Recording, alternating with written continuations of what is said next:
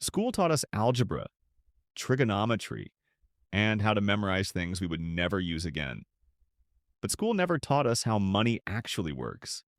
Yet, money decides where you live, how stressed you are, and how free your life becomes today. In just 20 minutes, I'll teach you the financial basics most adults learn far too late.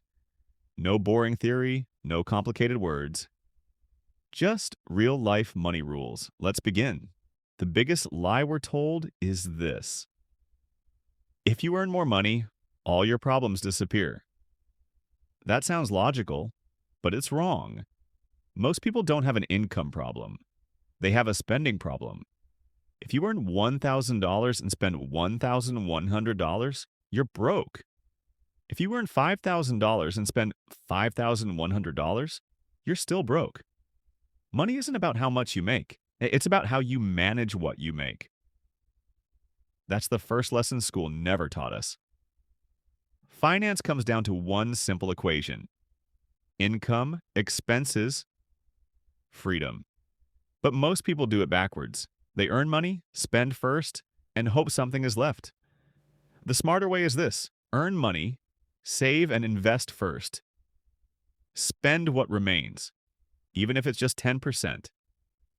Saving isn't about the amount, it's about the habit. If you can't save when you earn little, you won't save when you earn more. Banks feel safe. But here's the truth: money sitting in a bank is slowly losing value. Why? Because of inflation. If inflation is 8% and your bank gives you 2%, you're losing 6% every year. It's invisible, but very real. Saving is important, but saving alone will never make you wealthy. School never taught us investing, so people think it's risky. But not investing is actually riskier. Here's the difference.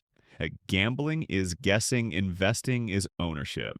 When you buy a stock, you're buying a piece of a business. Good investing is long-term, boring, consistent. The goal isn't fast money. The goal is steady growth.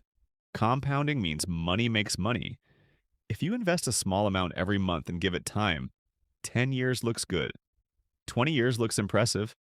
30 years can change your life. Time matters more than talent. Starting early beats being smart. School taught us history dates, not how time multiplies money. Not all debt is bad, but most debt is. Bad debt: credit cards, luxury phones, things that lose value. Good debt: education businesses, assets that grow. If something doesn't put money in your pocket and you borrow to buy it, you're paying extra to stay poor. Poor thinking asks, how much does it cost? Rich thinking asks, how does this make money? Poor thinking says, I can't afford it. Rich thinking asks, how can I afford it? Money is 80% mindset and 20% mechanics. School trained us to be workers, not owners. Here's a simple plan anyone can follow. Track your spending. Save at least 10%. Avoid bad debt.